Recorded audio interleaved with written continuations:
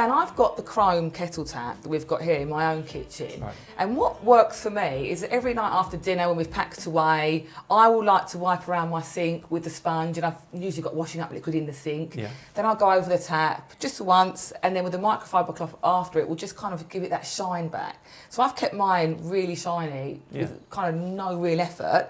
But I know you've got to be careful with these taps. There's certain products we should be avoiding.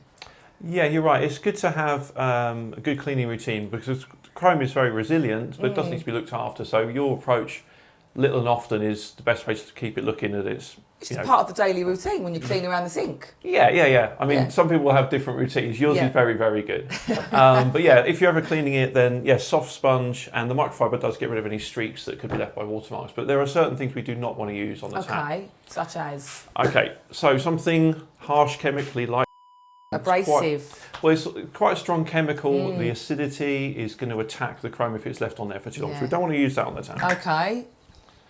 Okay, again, another vinegar. So cider vinegar, white wine vinegar, anything like that is going to be too harsh for the finish. Okie dokie.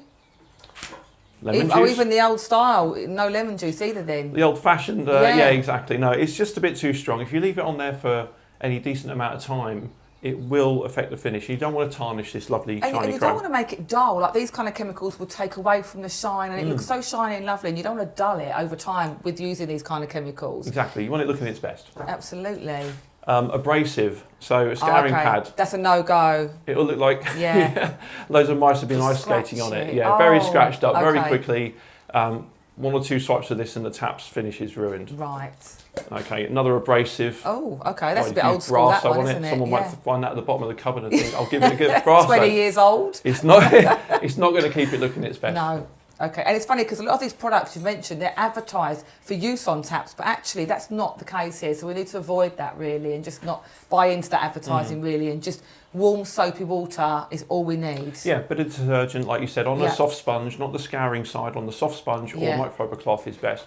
Yeah, there are lots of products for cleaning, but they're all not universally suitable. So avoid the abrasive and citric products that you can find. Perfect.